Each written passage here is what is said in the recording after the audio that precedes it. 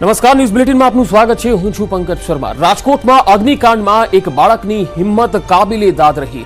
જે જગ્યાએ 28 લોકોના જીવ ગયા એ સ્થળેથી આ બાળક જીવ બચાવીને ભાગ્યો। ન ફક્ત એ પોતે પરંતુ બીજા લોકોને પણ બચાવ્યા। રાજકોટના બનાવ બાદ જ્યારે સીએમ ભૂપેન્દ્ર પટેલ પહોંચ્યા ત્યારે તેમણે પણ આ બાળક સાથે વાતચીત કરી હતી। પ્રત્યક્ષદર્શી બાળકે પણ કહ્યું કે એન્ટ્રી અને એક્ઝિટ ગેટ એક જ હતા। કેવી રીતે બનાવ બન્યો હતો સાંભળો પ્રત્યક્ષદર્શી આ બાળકને।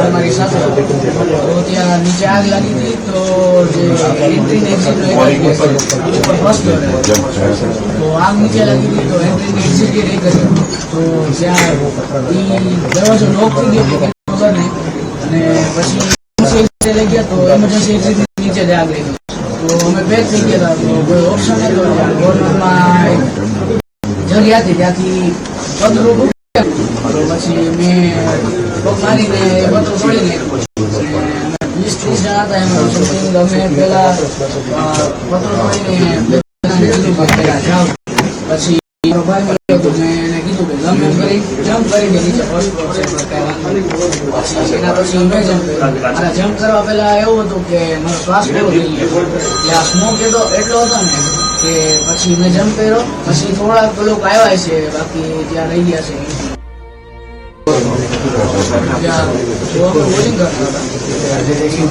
हमारे साथ तो ત્યાં નીચે આગ લાગી હતી તો જે એન્ટ્રી ને એક્ઝિટ નો ફર્સ્ટ ફ્લોર તો આગ નીચે લાગી હતી તો એન્ટ્રી ને એક્ઝિટ ગેટ એક હતો તો ત્યાં ઈ દરવાજો લોક થઈ ગયો કેમ તો ખબર નહીં અને પછી એમરજન્સી એક્ઝિટ લઈ ગયા તો એમરજન્સી એક્ઝિટ નીચે જ આગ લાગી તો અમે પેક થઈ ગયા હતા તો કોઈ ઓપ્શન નતો ગવર્નમેન્ટમાં જગ્યા હતી ત્યાંથી પતરું તૂટે એમ હતું તો પછી મેં પગ મારીને પતરું તોડી નાખ્યું અમે 20-30 જણા હતા એમાં સમથિંગ અમે પેલા પતરું તોડીને 2-3 જણાને કીધું કે પેલા જાવ પછી મારો ભાઈ મળ્યો તો મેં એને કીધું કે જમ્પ કરી દે નીચે ફર્સ્ટ ફ્લોર છે પછી એના પછી મેં જમ્પ કરવા પેલા એવું હતું કે મારો શ્વાસ પૂરો થઈ ગયો એટલે આ સ્મોક એટલો હતો ને કે પછી મેં જમ્પ કર્યો પછી થોડાક લોકો આવ્યા છે બાકી ત્યાં રહી ગયા છે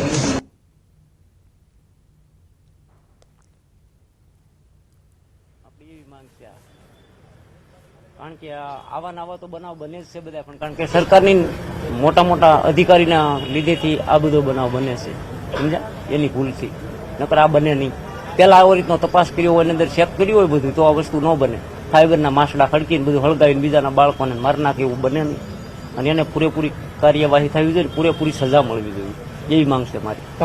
તમારો ભત્રીજો છે તે તો પરિવારને પગભર કરવા માટે આર્થિક ગુજરાન મેળવવા માટે ત્યાં કામકાજ કરતો હતો પરંતુ તેને બદલામાં તો મોત મળ્યું છે, શું કહેશો? હા તે બીજું તો હું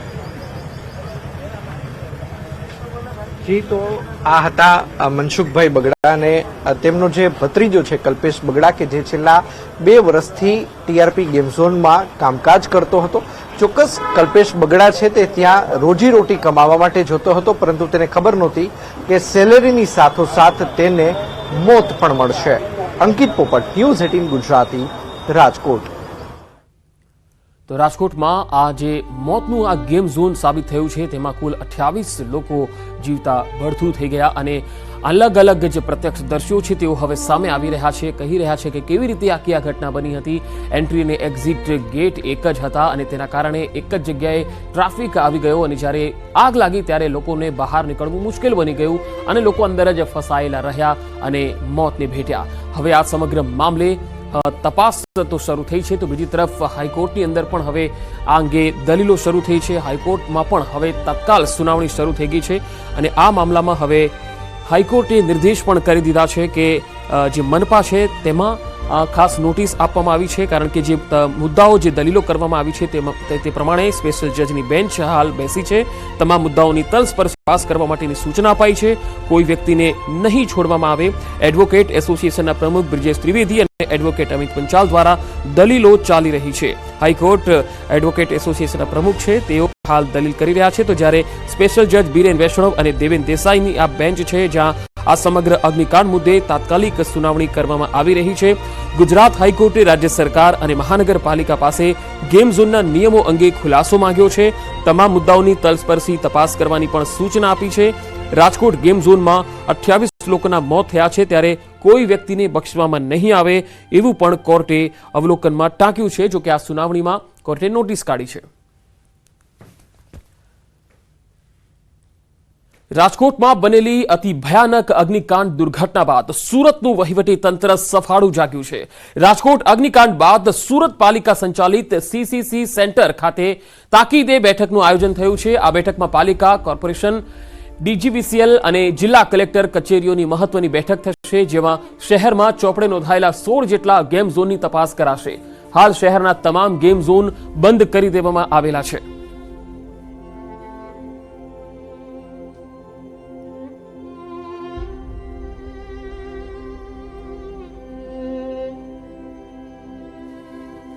સુરતના જે 17 ગેમ ઝોન છે એ પૈકી 6 ગેમ ઝોન ફાયર NOC ન હોવાના કારણે ઓલરેડી સીલ થઈ ચૂક્યા છે અને બીજા 11 ગેમ ઝોનની તમામ જાતની તમામ પાસાઓની ચકાસણી માટે 4 ટીમો બનાવી છે અને એ 4 ટીમોને આપણે અત્યારે એ ચકાસણી માટે રવાના કરવામાં આવ્યા. દર વખતની જેમ માત્ર બેઠકોનો દોર રાજકોટની ઘટના જે દુર્ઘટના બની છે ત્યારબાદ સફાળે જાગ્યું છે સુરતનું વહીવટીતંત્ર. સુરતનું વહીવટીતંત્ર હાલ જે ઘટના બની છે તે સંદર્ભે જે ગેમ ઝોનો જે છે એને બંધ કરાવવા માટે પણ અનેક મિટિંગો કરવામાં આવી છે. મિટિંગ કરવામાં આવી છે તો સાથે સાથે ખાસ કરીને જે આપણી સાથે અધિકારી છે અધિકારી સાથે વાત કરવાનો પ્રયાસ કરીશું. वही सब कार्रवाई की जाएगी, उसी के लिए टीम बनाई है, उसमें कार्रवाई की जाएगी. मीटिंग का लोड चल रहा है सर, किस तरह से मीटिंग हो रही है? 4 टीम बनाई है, जितने गेम जोन चल रहे हैं तो जोन वाइज सब जगह टीम निकलेगी. यहाँ से जो भी खामियां हैं उनको बंद करवाएंगे या दूर कराएंगे, और अगर कोई इलीगल है या कुछ खामियां ज़्यादा है उसमें तो बंद करवा देंगे. આ તો ફાયર ઓફિસર પણ જણાવ્યા છે ગેમ ઝોનોને બંધ કરવા માટે યોગ્ય તપાસની વાતો કરવામાં આવી રહી છે. ખાસ કરીને આ એસી અંદરની હોલ ખાસ કરીને અધિકારીઓને કઈ રીતે બેસાડવા અને એ જ માત્ર કામગીરી કરવામાં આવી છે. હાલ ગેમ ઝોનો જે ચાલી રહ્યા છે 16 જેટલા ગેમ ઝોનો જે છે એને બંધ કરાવવાની વાતો છે અને બંધ કરી દેવામાં આવ્યા છે. ખાસ કરીને તો આ જે ગેમ ઝોનો બંધ કર્યા છે ત્યારબાદ જે હાલ જે આ ફાયર વીજ કંપની તેમજ પોલીસ અધિકારી તેમજ મનપાના અધિકારીઓ સાથે એક GCCની અંદર હાલ એક બેઠકનો દોર છે. માત્ર બેઠક જ કરવામાં આવે છે, કામગીરી ક્યારે થશે એ હવે જોવું રહ્યું. કેમેરામેન ભરત બ્રહ્મભટ્ટ સાથે કેતન પટેલ, ન્યૂઝ 18 ગુજરાતી, સુરત.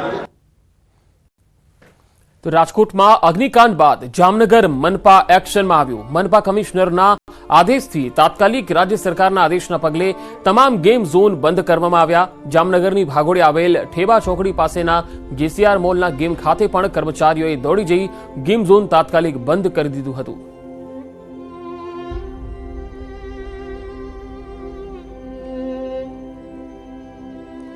તો બે અલગ અલગ તસવીર. એક તરફ રાજકોટની આ ઘટના બની ત્યારે હવે અલગ અલગ શહેરોમાં વહીવટી તંત્ર જાગ્યા છે. એટલે એવું કહી શકાય કે જ્યારે આ આગ લાગી ત્યારે આ લોકોને જ્ઞાન થયું કે હવે આપણે પણ આપણા જિલ્લાની અંદર આવા ગેમ ઝોન બંધ કરાવીએ અને તેના ડોક્યુમેન્ટ તપાસીએ, ફાયર NOC તપાસીએ. પરંતુ એ પહેલા આ કોઈ અધિકારીઓને ખ્યાલ નહોતો આવ્યો કે આ શહેરમાં થઈ શું રહ્યું છે, ગેરકાયદેસર કેટલા ગેમ ઝોન છે, ફાયર NOC છે કે કેમ, આ બાબતની કોઈ જ દરકાર નથી. અને જ્યારે આ ઘટના બની ત્યારે હવે જામનગર, મોરબી, અમદાવાદ, સુરત બધી જગ્યાએ હવે વહીવટી તંત્ર દોડતું થઈ ગયું. તો ઘોડા છૂટી ગયા અને હવે તબેલાને તાળા મારવા જેવો ઘાટ રાજકોટમાં જોવા મળ્યો. અમદાવાદમાં ચેકિંગ શરૂ થયું છે. અમદાવાદના ગેમ ઝોનમાં મનપાની ટીમ પહોંચી છે. NOC અને ક્ષતિ અંગે મનપાની ટીમ તપાસ કરી રહી છે. જે રીતે સુરતમાં અને અલગ અલગ શહેરોમાં હવે તપાસ થઈ છે તેમ અમદાવાદમાં પણ મનપાની ટીમ તપાસ કરવા પહોંચી છે. NOC અને ક્ષતિ અંગેની તપાસ થઈ રહી છે. NOC ન હોય અને ક્ષતિ હશે તો સીલ કરી દેવાશે. ગેમ ઝોનમાં પ્રવેશ સંખ્યા અને પ્રવેશ દ્વાર સાથેના તમામ મુદ્દાઓનો રિપોર્ટ તૈયાર કરાશે. તમામ ગેમ ઝોન શહેરમાં આવેલા છે તેના રિપોર્ટ ન આવ્યા ત્યાં સુધી બંધ છે ગેમ ઝોન. રાજકોટમાં લાગેલી આગ બાદ AMCએ 5 સભ્યોની 3 ટીમો બનાવી છે, જેમાં ડેપ્યુટી સિટી ઇજનેર, ફાયર અધિકારી, પોલીસ અધિકારી અને ટોરેન્ટના અધિકારીઓ ચકાસણી કરશે. ગેમના માલિક દ્વારા મીડિયા કવરેજ પર પ્રતિબંધ લાદવામાં આવેલો પણ મૂકવામાં આવેલા છે. ની કામગીરીનું કવરેજ ન કરી શકે તે માટે બાઉન્સર ઉતારવામાં આવ્યા છે. રાજકોટમાં ટીઆરપી જે ગેમિંગ ઝોન હતું તેમાં આગ લાગી, તેમાં 28 જેટલા લોકો છે તેના મૃત્યુ થયા. ત્યારબાદ રાજ્ય સરકાર દ્વારા આદેશ અપાયો છે, જે પણ મહાનગરપાલિકાઓ છે મહાનગરપાલિકાની અંદર તમામ જે વિભાગો છે હવે એ તમામ કામગીરી કરશે. એનઓસી હોય કે તમામ જે અન્ય કાયદાઓ છે તેને લઈને પાલન કરાવશે. મહાનગરપાલિકા દ્વારા એક તાબડતોબ બેઠક બોલાવવામાં આવી. બેઠકની અંદર અલગ અલગ વિભાગના લોકોની સાથે આ બેઠક થઈ. જોડાયા છે વિપુલ ઠક્કર, ડેપ્યુટી કમિશનર છે. ઠક્કર સર, રાજકોટની ઘટના બાદ મહાનગરપાલિકા હવે અમદાવાદમાં શું કરી રહી છે?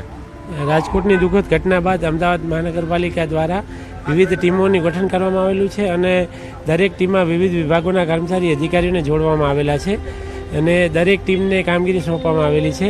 એ વિવિધ ગેમિંગ ઝોનોની ચકાસણી કરશે અને દરેક એસ્પેક્ટથી નિયમ મુજબ છે કે નહીં તેનો આખરી રિપોર્ટ તૈયાર કરી અને કાર્યવાહી કરવામાં આવશે. આમાં કઈ કઈ ટીમો જોડાશે? ફાયરની ટીમો હશે, કોર્પોરેશનની કયા વિભાગની ટીમો હશે? આખું અમદાવાદમાં અનેક ગેમિંગ ઝોન આવેલા છે, અમુક એવા કોમ્પ્લેક્સ પણ આવેલા છે. અત્યારથી આપણે જે ટીમનું ગઠન કરેલું છે તેમાં ઇલેક્ટ્રિકલ વિભાગ, મિકેનિકલ વિભાગ, ફાયર વિભાગ, રેવન્યુ ડિપાર્ટમેન્ટ અને પોલીસ ડિપાર્ટમેન્ટ તમામ અધિકારીઓને જોડવામાં આવેલા છે. ઠક્કર સાહેબ, એ ટીમ શું તપાસ કરવાની છે ત્યાં જઈને? શું નીતિ નવી બનાવવાની છે?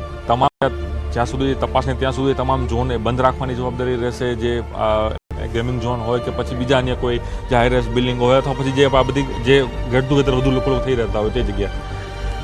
એ ટીમ ચકાસણી કરશે કે વિવિધ ટીમના જે અધિકારી છે એને લાગુ પડતા મુદ્દાઓ એ જાત ચકાસણી કરશે અને એક એના માટે અમે ચેકલિસ્ટ પણ તૈયાર કર્યું છે, જેના આધારે તે ચકાસણી કરી અને નિયમ મુજબ છે કે નહીં એ ચેક કરશે. જેમ કે ફાયર વિભાગ ફાયર એનઓસી આપવામાં આવેલ છે કે નહીં ચકાસણી કરશે અને ફાયર એનઓસી આપ્યા બાદ જે ઇક્વિપમેન્ટ એમને સાચવવાના હોય છે અને ઇક્વિપમેન્ટ કામ કાર્યરત છે કે નહીં તે બાબતની ચકાસણી કરશે.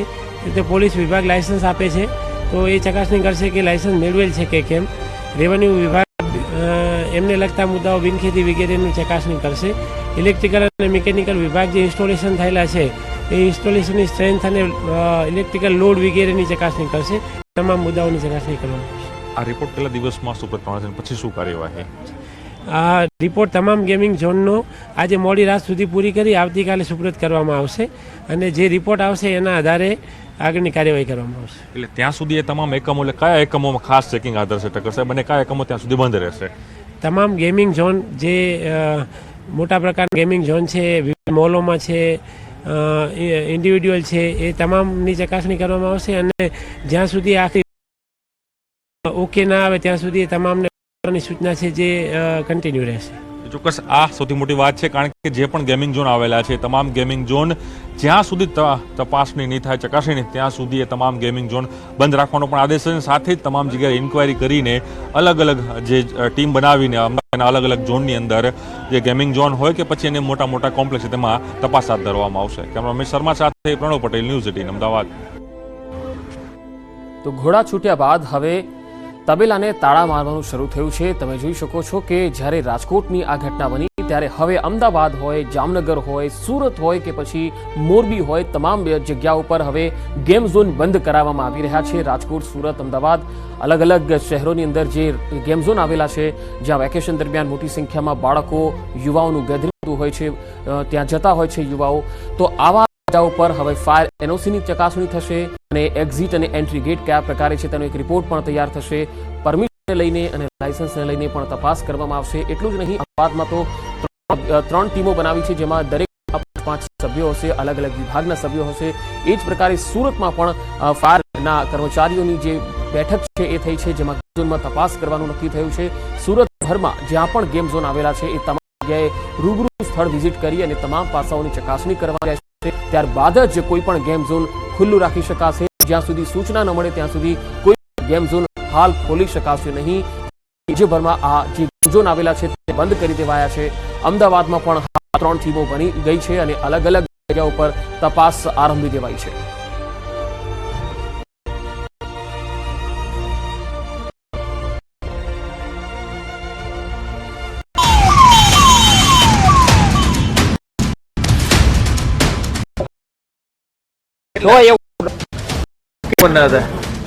દાદા છોકરા હતા તો હિંમત ન થઈ બચાવવાની બિચારાઓની. વેલ્ડિંગ કરતા હતા ને ગેસના બાટલા ફાટ્યા એ પ્રમાણે.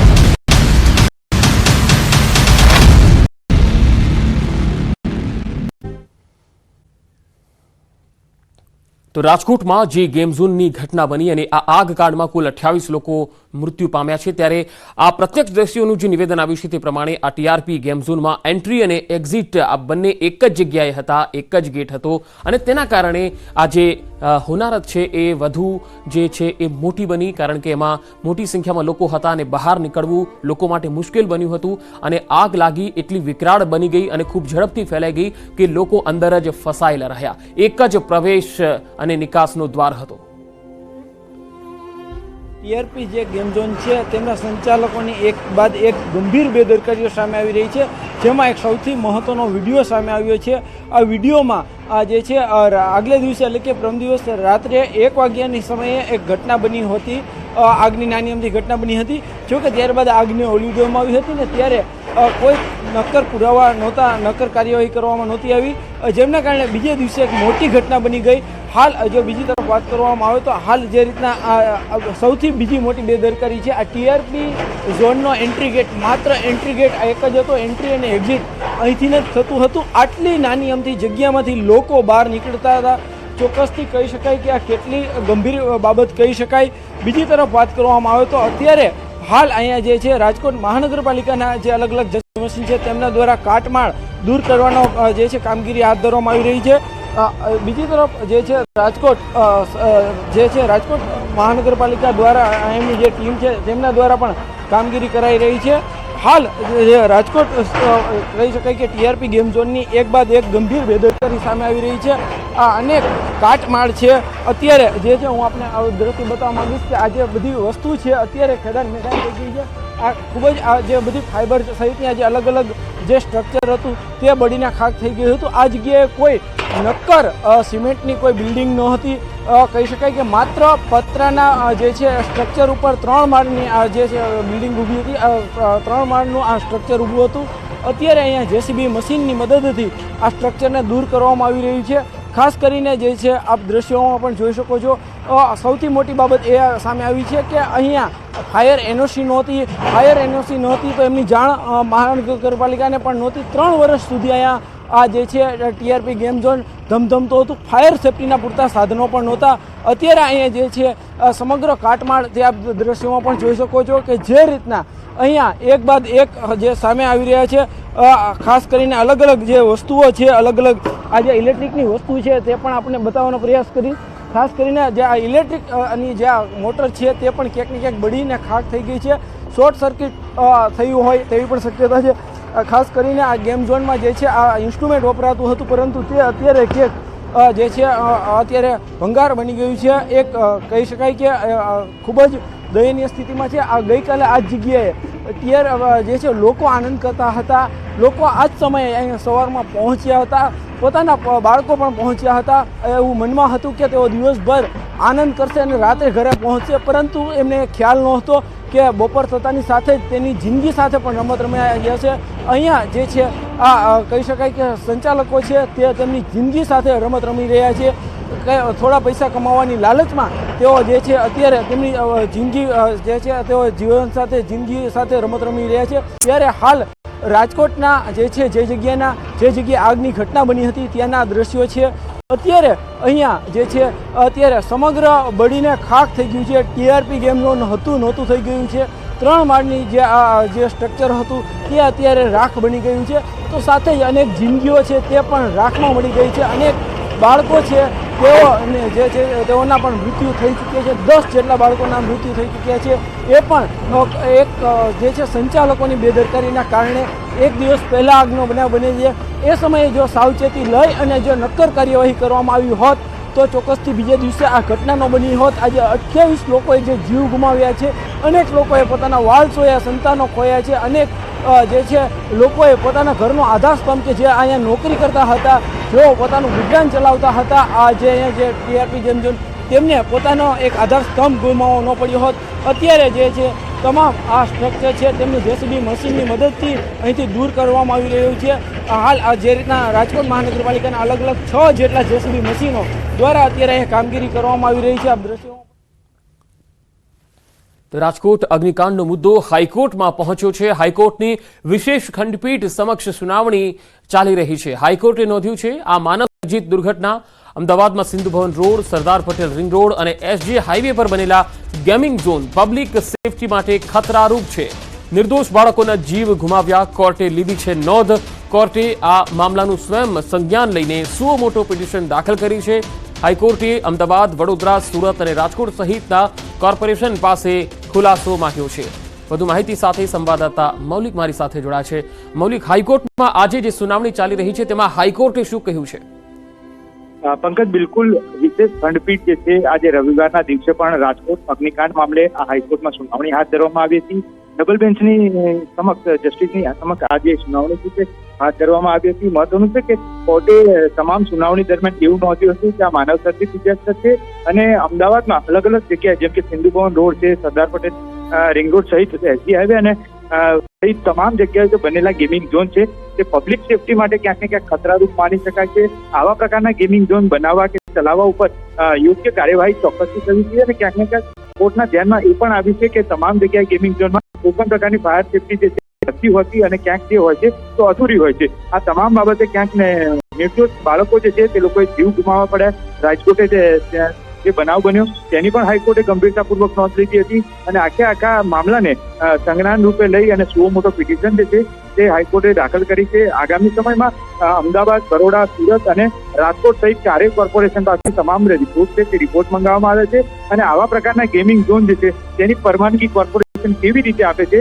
તેનો ખુલાસો આવતા દિવસમાં માંગવામાં આવે છે. આવનારા દિવસોમાં એટલે કે આવતીકાલે જ આ તમામ બાબતોની સુનાવણી જે છે તે હાથ ધરવામાં હાઈકોર્ટમાં આવશે. જી મૌલિક, આભાર માહિતી આપવા માટે.